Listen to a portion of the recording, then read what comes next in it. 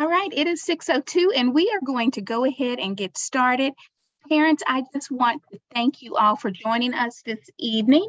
This is Parent University, the Classroom Academy, brought to you by the Department of Equity, Diversity, and Inclusion. I just realized I don't have my video on, so I'm going to turn that on now. Sorry about that.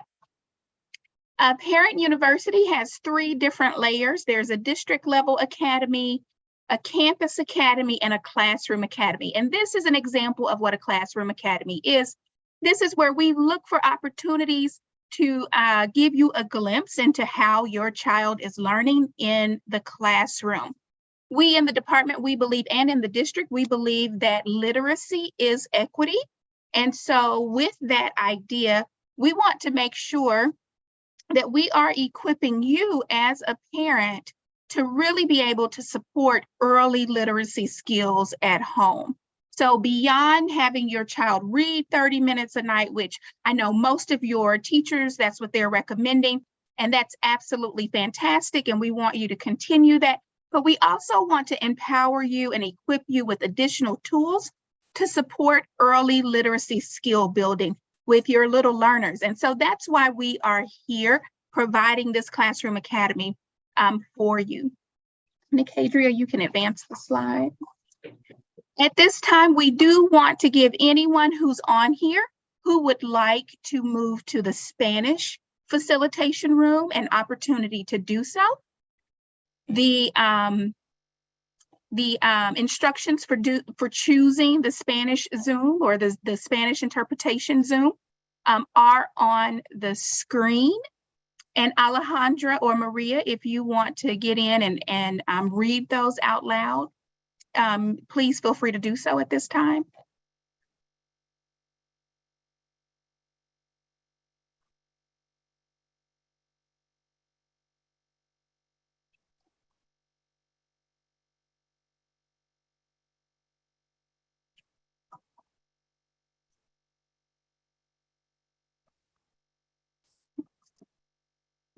Give us just a second. I think Alejandra already moved to the other room, so we have to pull her back in so that for anyone who may need those instructions read in Spanish, she can do that.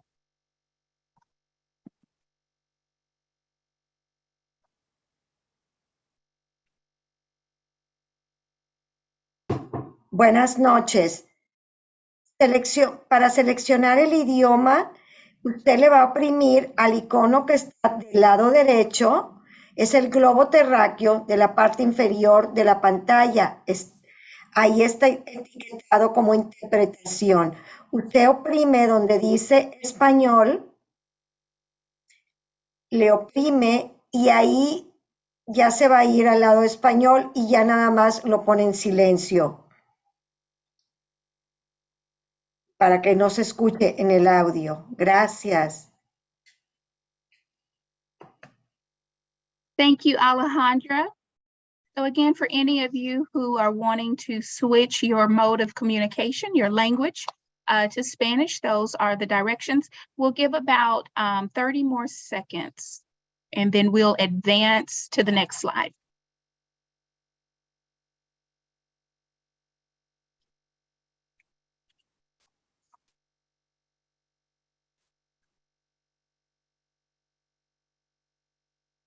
For those of you still coming in, we are just giving parents the option of selecting to go to a different language room.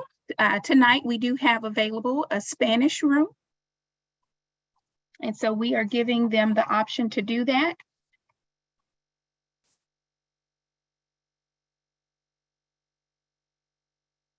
This is a great time to also announce that in September, at our September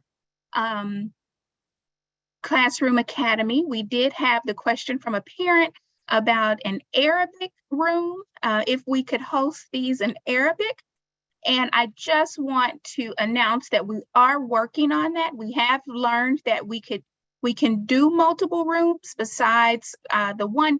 It's a matter of finding an Arabic speaker who also has the early literacy foundation to be able to communicate that well. And so that's what we're in the process of trying to find. Someone who actually speaks Arabic and who can communicate the presentation in Arabic and do it well, because there are lots of differences. There are variations in the alphabet and the way the reading is in how they learn to read in Arabic. And so we have to find someone who can do that well. But I did want to make that announcement since that was an ask from one of the parents last session. All right, Nikadria, we can move to the next slide. So if this is your first time joining us, I just want to quickly go through the program for the Literacy Parent as Teacher Literacy Classroom Academy. So each month, toward the beginning of the month, we will have a Zoom demonstration lesson. This is our second one. We held one in September. If you're interested in backtracking and going back and watching that Zoom and looking at the companion pieces, you're more than welcome to do that. They are on our Parent University website, and we have attached the QR code and the bit.ly information. So if you would like to link to the Parent University website and preview the Zoom from September and look through the blog and the supplemental video that was also uploaded for September, please feel free to backtrack and do that. So this is the Zoom for our October demonstration lesson. I want to remind you that there are a series of pieces that come along with each month's demonstration lesson. So we have weekly follow-up companion pieces that if you subscribe, and you can see the subscription information to the right at the top where it says subscribe to weekly activity companion text messages. And that's where what you learned tonight, we are going to text you 1 to 2 minute activities that you can complete with your children. But that's only if you subscribe to receive those text messages. So about 50 of you subscribed in September. We did send an email explaining our technical difficulties with texting those lessons out to you. I want you to know that all of those technical glitches have been resolved, and we will begin texting out the companion pieces on Monday of next week. And so this coming Monday, you will start receiving those companion pieces via text message. Again, they're meant to be no longer than about 2 minutes. These are quick activities that you can do anywhere with your children to supplement the learning. Then from literacy, from our RISD literacy team, mid-month, they will push out a blog that also focuses on what you're going to learn tonight. You can find that blog on the Parent University website. It's meant to be a supplemental resource. And then at the end of the month, the literacy team also pushes out a supplemental video. It's a wrap-up video for all that your students have learned during the month of October. All of this is aligned. So what you're going to see tonight is actually what the students are learning in class this month. And so everything that you see that follows that flow chart, the companion pieces, the mid-month blog, and the end of the month supplemental video are all aligned with what your children are experiencing in class this month. You can go to the next slide. And then lastly, before I turn it over to Mrs. Johnson, several of you asked about dyslexia services on our September call. And I told you that we would follow up with you. And so I do want to provide this information for you. If you see, there are several different links. And most of what you all asked about were, what are the characteristics of dyslexia? How do you begin to observe certain behaviors in your children that may indicate that they may be dyslexic? And so I consulted with our director of dyslexia services, and here are the links. You can find these on the RISD website if you go to the dyslexia page. Jonah, can you find that so that we can link that in the chat? We didn't put this on the slide. He's going to link in the chat how to get to their page that is located on the RISD website. We'll put that in the chat. But I just want to show you some resources that she wanted to make sure that you know these resources are available on their website.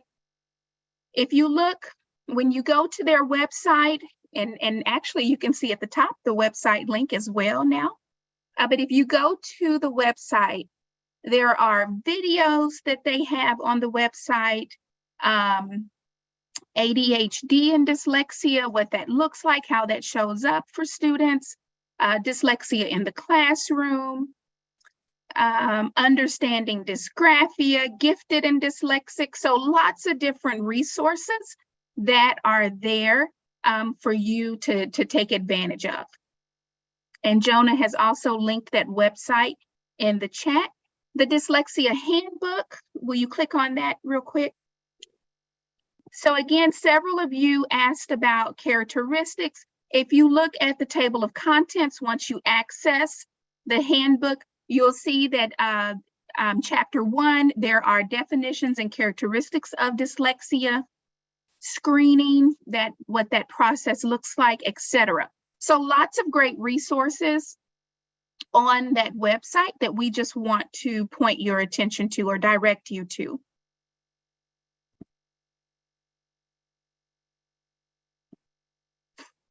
And then lastly, here you see this is our dyslexia team in the district. There is Mrs. Cease, who is our director of dyslexia services. And then as she continues to scroll, you'll see that that is the rest of the staff who works with our dyslexia teachers throughout the district. And so she wants you all to know that you can reach out to her specifically if you have a specific question, or you can reach out to any of them and they will get back with you.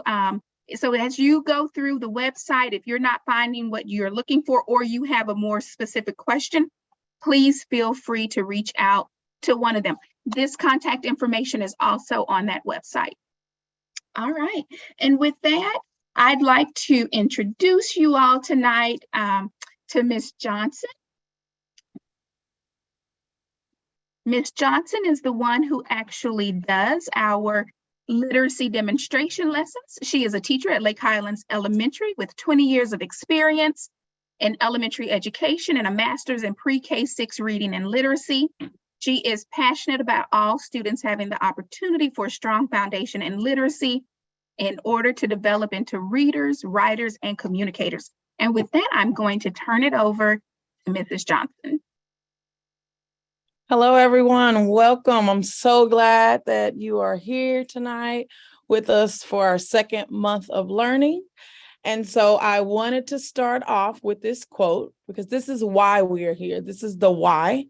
The fire of literacy is created by the emotional sparks between a child, a book, and the person reading. It isn't achieved by the book alone, nor by the child alone, nor by the adult who's reading aloud. It's the relationship winding between all three, bringing together in easy harmony. And the reason this quote is important and why we're here, because read aloud inspires your child. It helps to motivate your child and build that relationship through that dialogue where you are modeling great reading and thinking for your child. Our objective today, to empower parents with useful tools to help build early literacy skills with their emerging readers. Also, foster rich discussions about language and reading at home. So the intended outcome for today is for you to understand how to develop reading skills through a read aloud. So I want to begin by showing you what are the 5 big skills that a good reader must have in order to continue to progress as a reader. Remember, the goal is for your child to read for meaning and to develop a deeper comprehension skills. So please keep this in mind as we go through the presentation, as I show you how to support phonemic awareness, where our last month learning was about that phonological awareness, where it starts with hearing the sounds and identifying the sounds.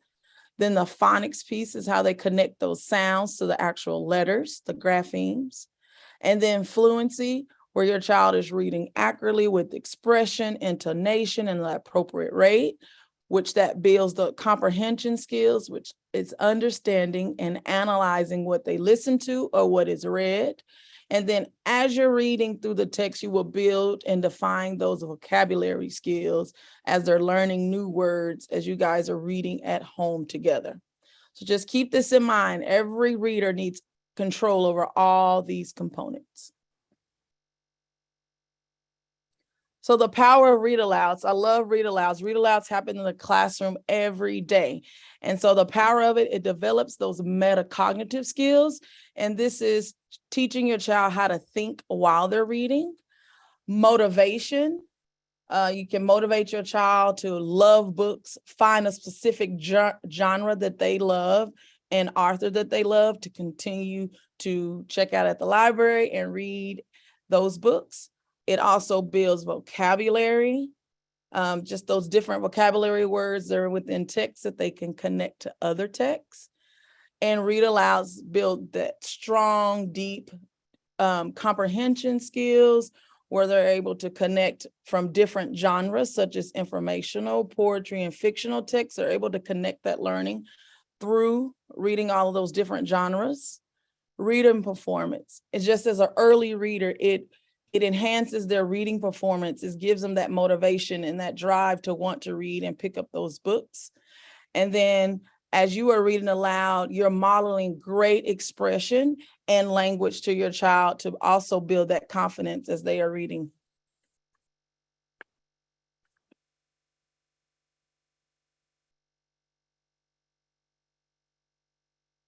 The great thing about read aloud that I share with my students, the importance as parents to talk, and talk.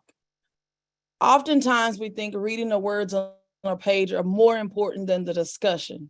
I encourage you to talk and have open dialogue during reading and after reading to build those comprehension skills. Open-ended prompts are a great way to begin the conversation. For example, when you're opening the book and you're looking at a picture, tell me what's happening in the picture. Start that dialogue and that conversation just by looking at the pictures and learning from and gaining meaning from those pictures. Then, as you're reading, you're going to stop and think, what's happening in the story from beginning, middle, and end? You want to talk about that. Read a little, stop, what happened from beginning, connect it to where you are, and then continue reading. And then as that deep meaning that we want the children to gain after, tell me what happened at the end of the story, which you will go from beginning, middle, and end. And so I am going to model this for you on the next slide of how you can continue that dialogue through your read aloud. And we're going to read the different genres. Today, we're going to go over the different genres. We have literary texts.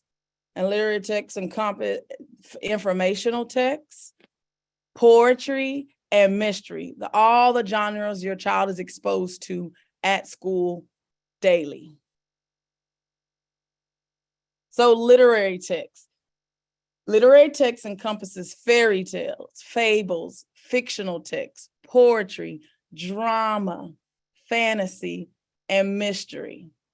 You will read the story in sequential order from beginning, middle, and end. As you read aloud literary text with your child, focus on the characters, discuss the characters, the setting, problem, and solution as you're reading. To summarize and retell the entire story from beginning, middle, and end. So parent as a teacher tip. So this is where I'll model. And it's important that when you're reading literary text, that you're able to analyze the character. If your child can take away a deep meaning of what the character was doing throughout the text, it will have that over understanding of the meaning of the text. So you want to analyze, as I'm modeling, I'm going to show you, what does the characters do? What does the character say? How does the character feel? At the end of the story, you want to be able to talk about what does the character learn? And who does the character interact with throughout the text? So I'm gonna read the story. One of my favorite stories that has great character analysis is Chrysanthemum. If you're ever in the library, Kevin Hinks is a great author for this type of discussion. Chrysanthemum. So I am going to look at the cover, the title, and I will make that prediction. I wonder, so I see, as I'm thinking aloud, as I'm reading, I see a little girl with a flower. She's playing in the grass. I wonder if she will go to the park. And at the beginning, your child's prediction may be very simple until you continue to have this conversation. But the one thing about making a prediction, you want to confirm your prediction, say, yes, I was right on track, or, oh, I'm going to adjust my thinking, and that's okay. And kids need to know that it's okay to adjust your thinking when you make that prediction, but don't just make that prediction and then not come back to it. You want them to come back. So I'm going to read to see if this character goes to the park.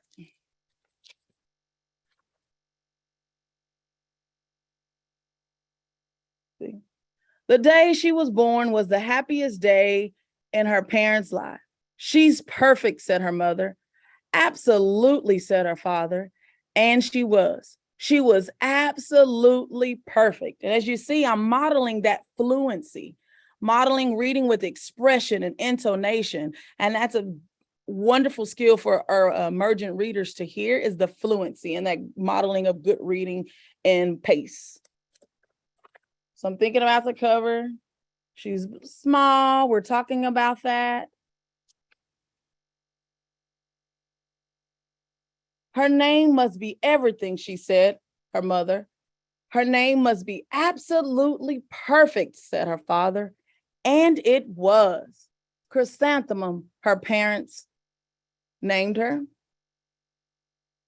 So this is Chrysanthemum. So I'm talking about how Chrysanthemum is growing and she's getting older, but Chrysanthemum as a character is still very happy. She has a smile on her face, so we know she's feeling happy. And that's where you make that inference. I infer that she's happy because we can see in every picture that she has a smile on her face. The text is saying, I love my name. Chrysanthemum grew and grew, and she was old enough to appreciate Chrysanthemum loved her name. She loved the way it sounded when her mother woke her up. She loved the way it sounded when her father called for dinner. And she loved the way it sounded when she whispered to herself in the bathroom mirror, Chrysanthemum, Chrysanthemum. So here, Chrysanthemum is still feeling happy. Her parents, she's interacting with her parents here. And we know that they make her feel loved and wanted because she's happy. She's doing all these great things with her parents. So that's that relationship and interaction with that we want to connect to that character. Chrysanthemum loved the way her name looked, and it was written with ink on an envelope. She loved the way it looked when it was written with icing on her birthday cake.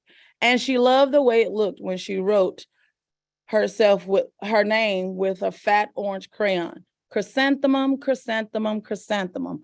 Right now, I predicted at the beginning of the story that Chrysanthemum was going to a park. I see that she's outside, but I can't tell if it's at a park, so I can't adjust my thinking there and say, okay, Chrysanthemum was outside playing in a tree, but not necessarily have I seen her go to the park. So I will just adjust that prediction there, and then I will continue reading and talking. But then you want to stop here and think, okay, at the beginning of the story, Chrysanthemum grew up, her parents picked the perfect name for her, and as she grew up, she loved and loved her name more and more, with her parents talking about how she's loved and how they loved her name. And so Chrysanthemum also loved her name. Chrysanthemum thought her name was absolutely perfect. And then she started school right there. And then she started school. We can wonder, I wonder if something's going to happen when Chrysanthemum went to school. Let's keep reading to see what happened, because remember, from the beginning of the story, Chrysanthemum has felt love with the interaction of her parents, and she was happy. She loved to write her name. On the first day of school, Chrysanthemum wore her sunniest dress and her brightest smile. She ran all the way. Hooray, said Chrysanthemum. So Chrysanthemum constantly was saying how she loved her name. Her actions were showing that she loved her name, and she was excited about school because she wore her best dress. She ran all the way to school. So we can right there, I can infer that she's really excited about that because the text says that she ran to school and she wore her best, sunniest dress. But when Mrs. Chudd did roll call, everyone giggled upon hearing Chrysanthemum's name. And if you can see, you want your child to pay attention to all the kids, but then Chrysanthemum, you want to know, oh no, Chrysanthemum is not happy anymore. She's feeling sad because her friends giggled when the teacher called her name. So that's just a little part of how you can continue, and you will continue that same process through the beginning of the story, the middle of the story, and you want to have those conversations throughout and just continue to analyze a prompt. So what was the character doing? What did the character say? And that way, by the end of the story, you'll figure out what Chrysanthemum learned in the story. I'm going to stop and see if anyone has any questions right now before we move on to the next genre.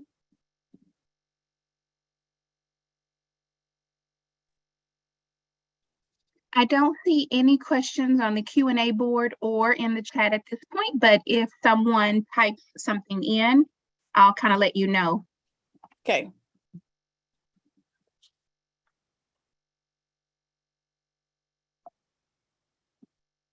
All right, so we're going into the genre informational text, and processing informational text is different from literary text. Literary text you read from beginning, middle, and end. It has that character, the problem, and solution. But informational text can be hard to understand because now you have topics and you're learning multiple facts that your child has to have control over understanding those. You can help your child by paying attention to graphic features such as maps, captions, subheadings, titles, bold words, photographs, table of contents. Those are the graphic features that you can pay attention to before you begin reading. And as you're reading, you're going to connect what you learn from the graphic features. You're going to stop, talk, connect. And then once you talk about the graphic features, you're going to be able to connect that to text to understand the central idea. What is the text mostly about? Not one section in the story, because in an informational text, they have different sections, but you want to talk about what the whole entire story is about. That's our central idea, but you want to have those supporting details to help your child understand, okay, the author wants us to take away this from the text, and these are the details that we've learned to support our thinking.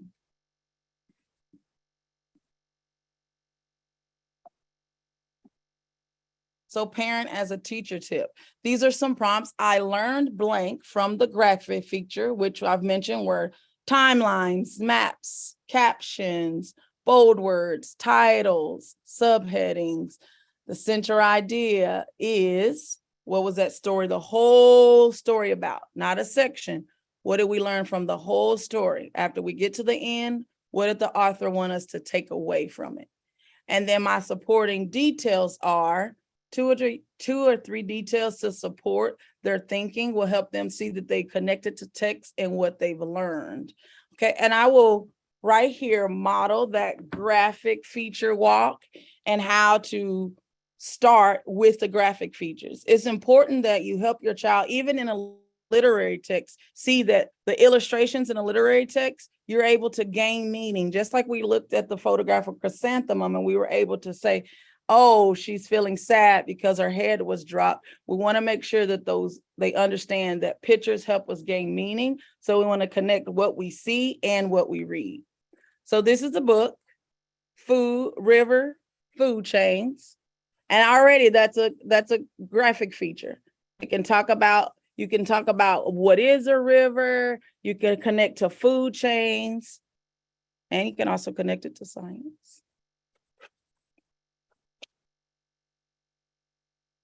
Hope you can see that. So we can start by just looking at the table of contents. Our informational texts have lots of table of contents you can read down, like living in the river, world's biggest rivers, what is a food chain, European food chain. And so from just reading the table of contents, you can say, I wonder what animals are in the food chain. And so you're talking about that. It's okay, let's read. We're going to read to find out what animals in the food chain and learn about those animals. And then you can have your child give you 2 questions. And again, remember the progression. So if they're able to ask themselves 1 question and wonder, and then you can progress as they learn those skills. So we're just talking about the graphic features. So this one, and this is a caption. It says a river begins at the mountain and stream.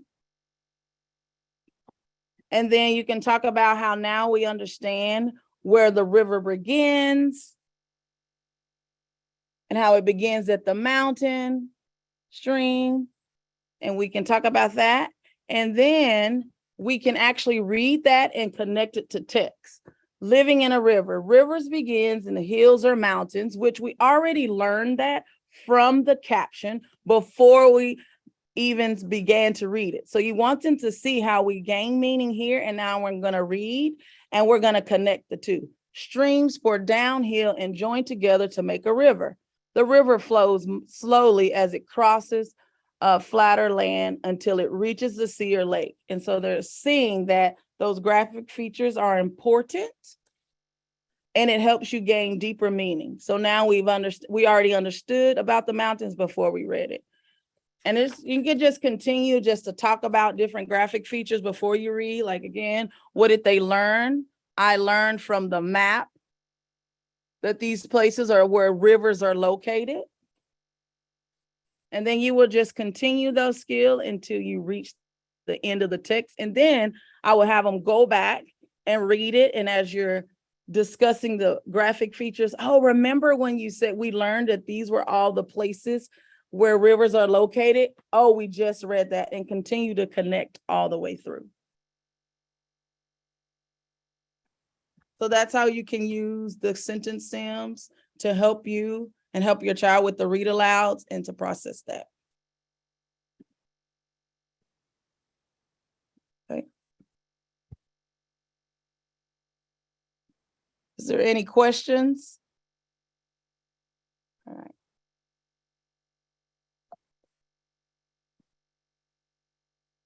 The next genre is poetry. And the focus in poetry is imagery, where it's creating those mental images.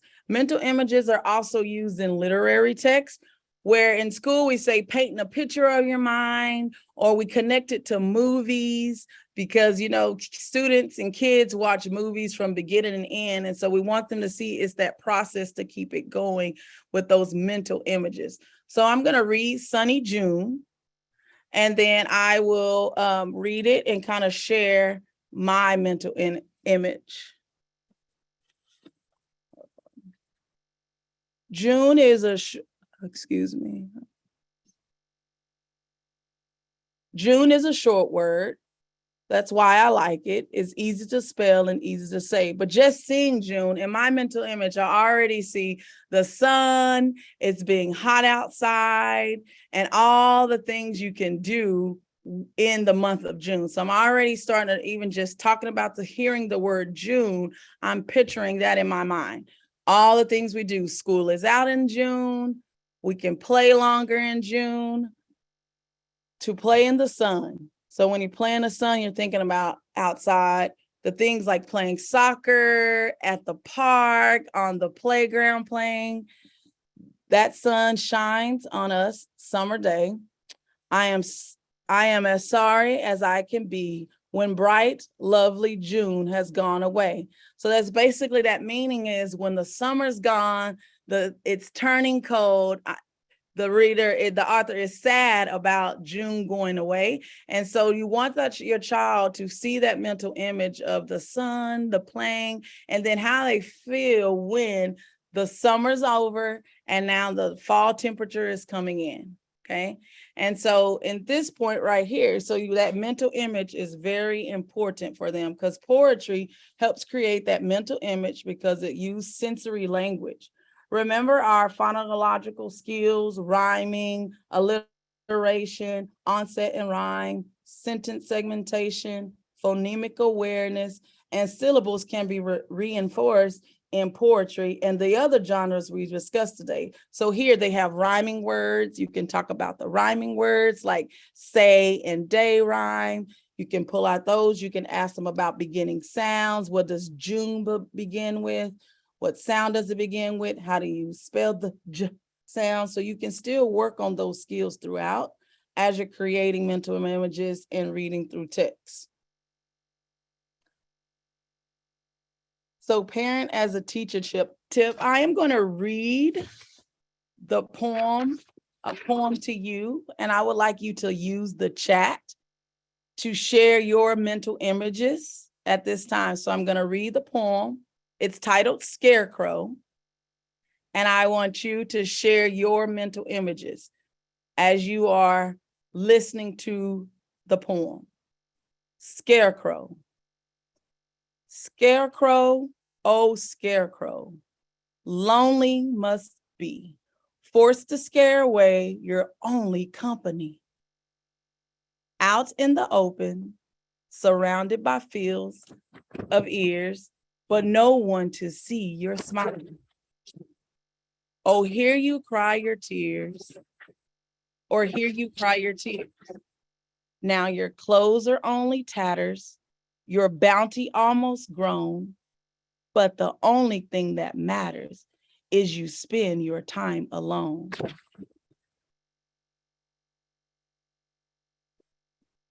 Share your mental images. I'll read it again. Scarecrow, oh scarecrow, lonely you must be,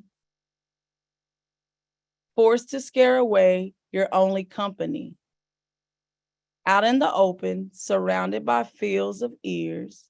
On the ears, I can see corn. I can see the scarecrow just out there alone in this wide open space, but no one to see you, your smile, or hear your cry, or hear you cry your tears.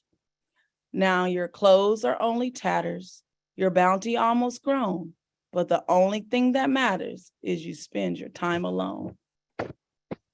So what are you seeing? What is a mental image that you see as I was reading that poem? What came to mind?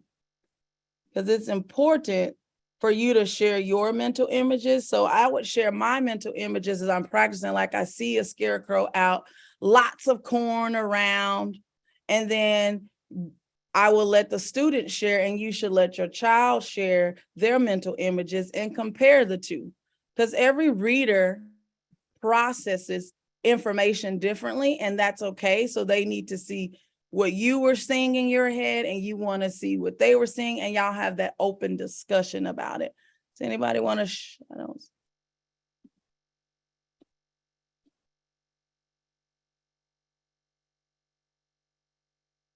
Does anyone have any questions?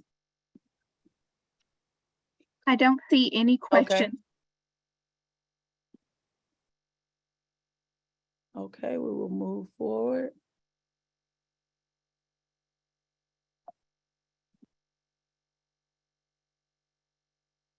Okay, so now we've talked about how you talk through the text and the importance of stopping, thinking, retelling. We've talked about all those skills. So on this slide is thinking and comprehension skills. So thinking, our comprehension skills,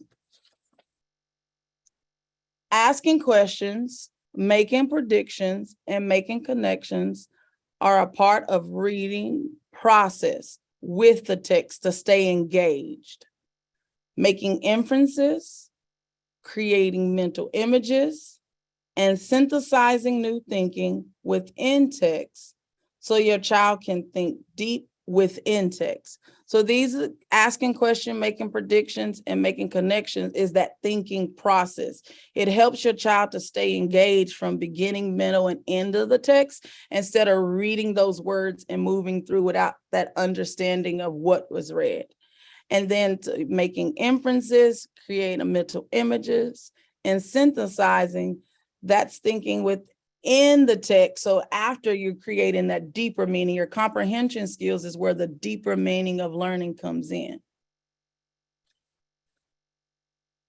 So asking questions. So you will ask questions before you read, during reading, and after reading. And after reading, those questions before gets them going and gets them talking about it.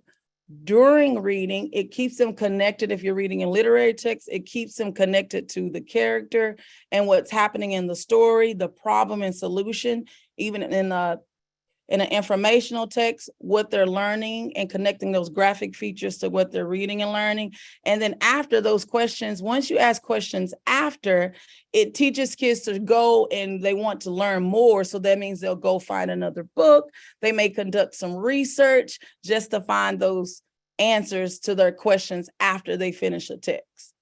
And making predictions happen again as asking questions before you read, just like with Chrysanthemum, we wondered, then we continue to read to adjust and confirm, during to keep you engaged, and then also after.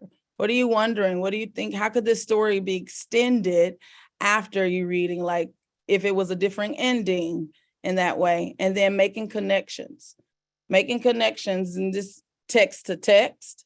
And text to text is when your child reads another book. So if your child read Chrysanthemum, and then read another book about a child that had the same feelings at Chrysanthemum, they can say, oh, this reminds me of when Chrysanthemum had that same feeling at school when they were laughing at her name.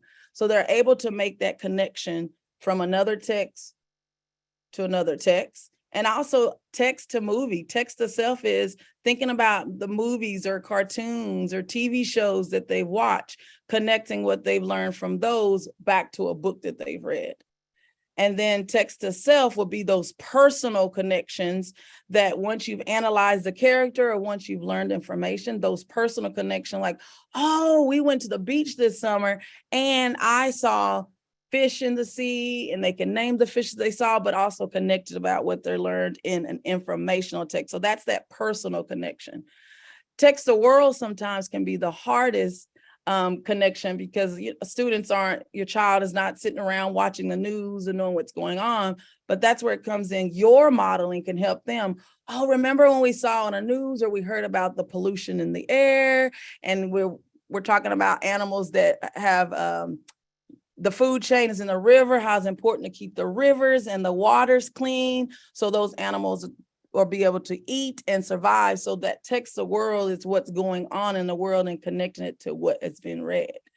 Inferencing is a deeper level of comprehension skills, because you do have to have that evidence to support. So what you do is we tell the students to activate your background knowledge. So, when we looked at Chrysanthemum, when we thought about how she was feeling, we have to activate, have you felt like that at a time?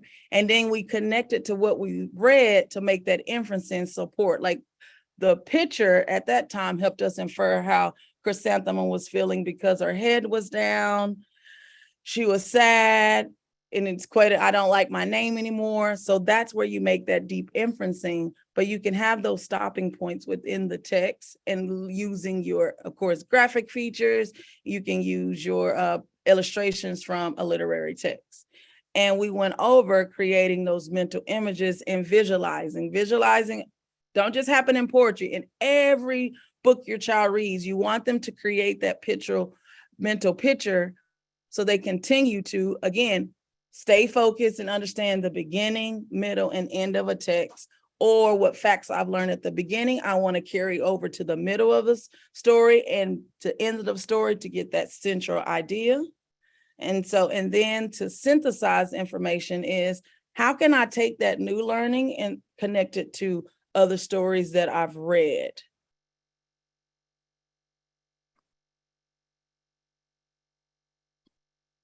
So parent as a teacher tip. So here you would ask questions. You would use, I wonder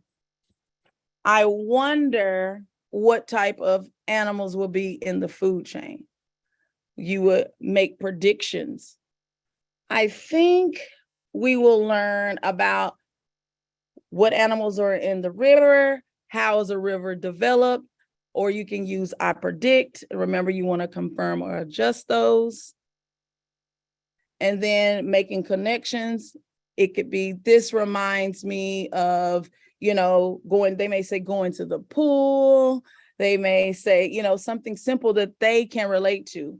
Like, oh, I've been to the pool. If they've never been to a beach, it would be like a pool, or taking a bath, or playing outside in the rain, like connecting it to water. Again, those thinking and those connections will progress. And then you can make inferences. I infer blank because of blank. Remember that deeper inferencing has to be supported with evidence. Okay. And then creating those mental images, you want them to see the river. You want them to be able to create that mental images of the animals within the river and how they depend on each other to eat and survive. And then the next one is, again, everything is in a progression. When the author said blank, it made me think of. So let me give you an example of that. Where it says many types of living things from a food chain. So okay, when the author was talking about food chains, it made me think of ducks, because I know that ducks are in water. It made me think of fish. So we want to connect what the author said, because as we teach kids to return back to text, this is an important skill, like we return back to text. So it reminded me, so my mental image, it made me see the ducks, because I know about ducks being in water. I see fish when Arthur said that. And so that's sentence stem is when different things and living things are food chain. So it made me think of all the things I know and see that are in water that we know about. And then to synthesize information. The information learned was, so I learned that pond weeds grows in the river. And then I've learned that the young caddisflies feed from the plants. Also, in the next part of the food chain, trout snatches young candidates to fly, and then otter grabs a trout. So I've learned that it starts with the pondweed. And so now they're going to use this information to connect to other food chains that they've learned, because we know there's multiple food chains. So now they can use this process of learning this information to understanding how food chains work. And food chains is a science standard, so they will talk about food chains at school, but then they'll have an understanding of how the food chain works and how each part of the food chain depend on each other.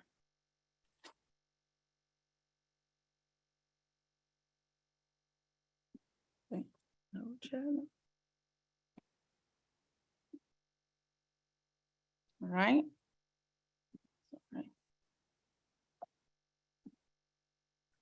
So we've come to the end of our presentation today. I hope you have a great understanding of how talking, the dialogue of a read aloud can spark your child's love, their motivation to read, and you have those prompts to help guide that conversation throughout literary texts, poetry, informational texts, so that you're able to have that open conversation with your child.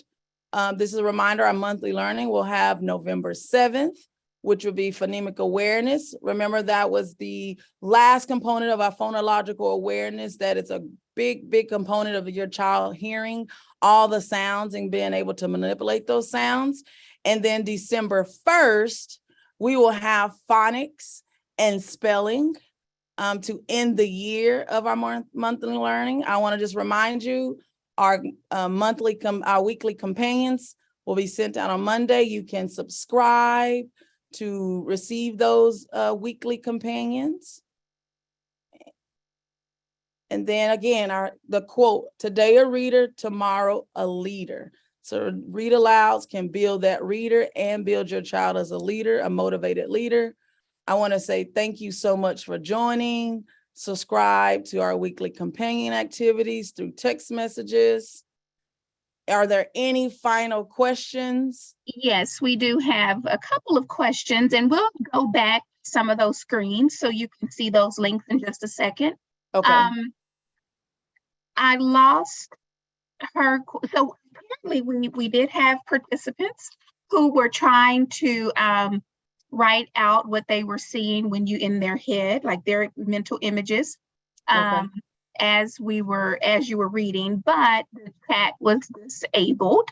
Okay. So I want to acknowledge that we see what you wrote in the Q&A. And so Miss McBride wrote, how she saw the scarecrow personified. So from that perspective versus, the perspective of the farmer. But also Emma wants to know, how long should a 6-year-old read each night? What's the recommended length of time for a 6-year-old to read? So, and that's 6-year-old. They normally have little small readers that they will send home. Your child will receive from school. It could take 5 to 10 minutes. I would spend some time just saying their letters and their sounds and reading the book that's provided from school. But 5 to 10 minutes, you want to think about their attention span. They always say it's a minute to their age. So I would think about that, practice those sounds and then read, 1 to 2 small books, have them read it to you, like they can read a book and then you can read to them. But like for them to read to you, you want them just to read that small book. I would say 5 to 7 minutes, 10 minutes if you're practicing like letters and sounds, because, and then your time to read. So if you have also 5 to 6 minutes to read, that would be great, because you can model that great fluency and that engage in that conversation. Okay. Also, Mrs. Johnson, can you go back to the QR codes at the beginning one more time? That's the subscription code for the weekly text messages for those companion pieces, and then also for Parent University. So there are those QR codes for you. We had someone request that. I am on the Q&A panel. If you would like to send in another question, that's where parents are currently putting the question. So parents, feel free, if you want to type a question into the Q&A section, I will pull those forward.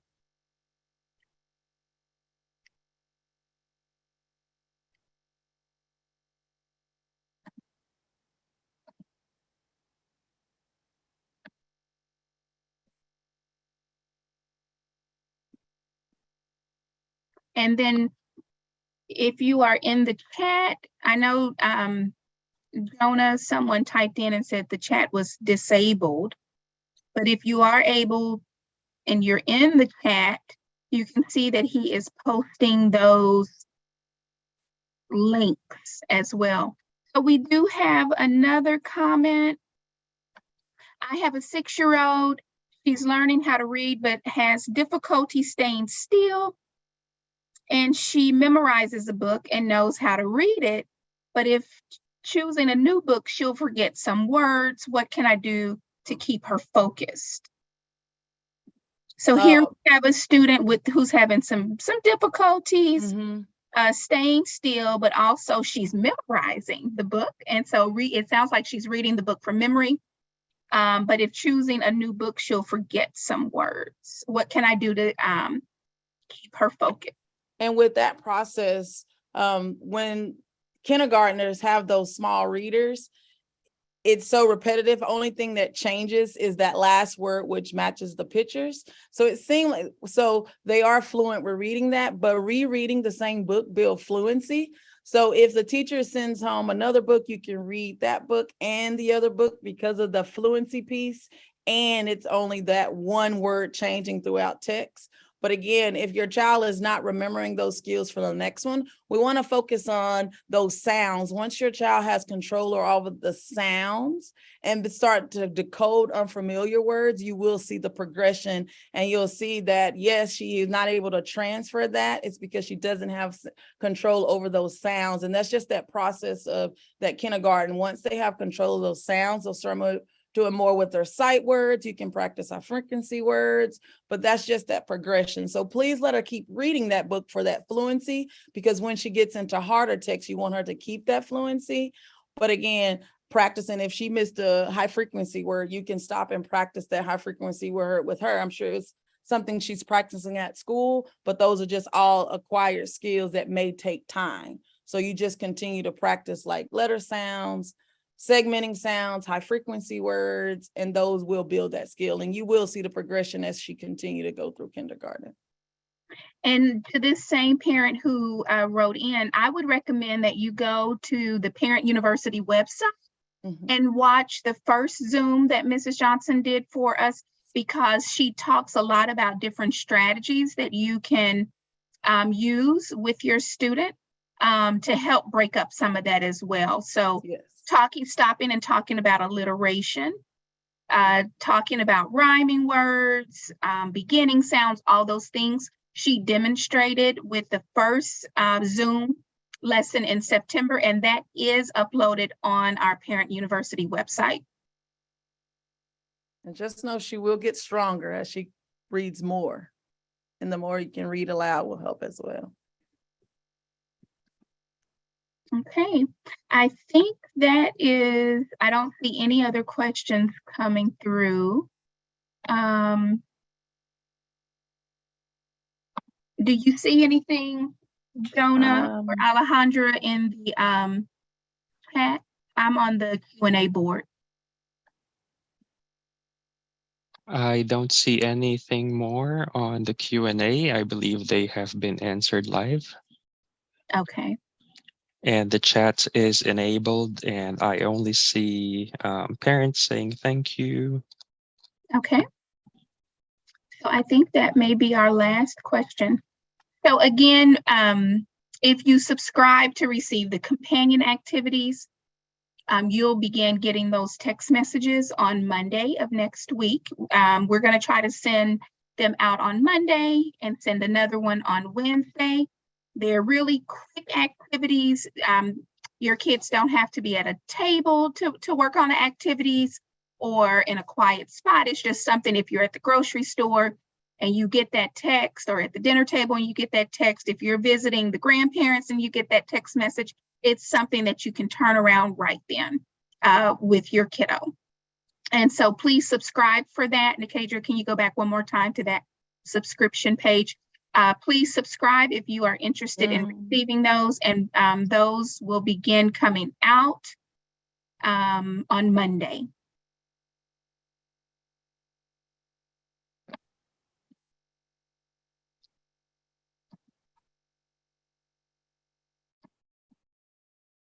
And if you registered for this session, you'll automatically receive an email for the next demonstration lesson for November. But make sure you're checking the Parent University website, because there's a mid-month blog that comes out, and it will go directly to the website.